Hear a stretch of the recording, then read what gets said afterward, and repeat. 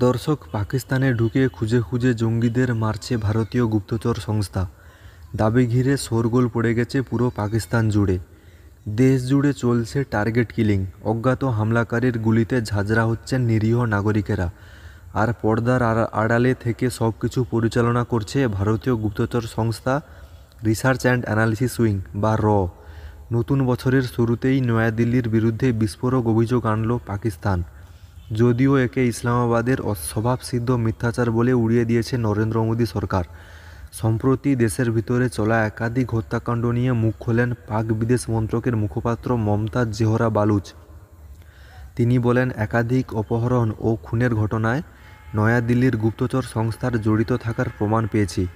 ভারত দিন দিন বিপজ্জনক রাষ্ট্রে পরিণত হচ্ছে। প্রসঙ্গত, বালুচ যে নিরীহ নাগরিকদের মৃত্যুর কথা উল্লেখ করেছেন, তাদের প্রত্যেকের বিরুদ্ধে জঙ্গি কার্যকলাপে জড়িত থাকার ভুরি ভুরি অভিযোগ রয়েছে। ইসলামাবাদের অভিযোগ, পাক ভূমিতে টার্গেট কিলিং চালাতে সহজ রাস্তা অনুসরণ করছে র। খুনের জন্য আফগানদের ভাড়া করা হচ্ছে, দুবাইয়ে বসে দেওয়া হচ্ছে হত্যার সবুজ সংকেত, আর হাওলার মাধ্যমে খুনের সুপারি পাচ্ছে আততায়ীরা। পাক বিদেশ মন্ত্রকের মুখপাত্র এ ব্যাপারে নাম না করে আফগানিস্তানের তালিবান শাসক এবং সন্ত্রাসবাদী সংগঠন তেহরিক-ই তালিবান পাকিস্তান বা টিটিপির দিকে আঙুল তুলেছেন। এই দুই সংগঠনের থেকে ভারতীয় গুপ্তচর সংস্থার এজেন্টরা যথেষ্ট সাহায্য পাচ্ছেন বলে দাবি করেছেন তিনি। বিনিময়ে পাক ভূমিতে সন্ত্রাস ছড়াতে টাকা এবং অন্যান্য উপকরণ দিয়ে তাদের সাহায্য করছে নয়াদিল্লি।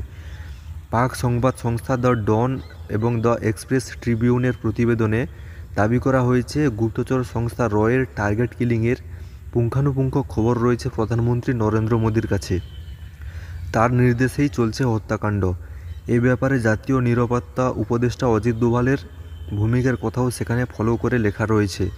তবে ইসলামাবাদের এই দাবির নেপথ্যে রয়েছে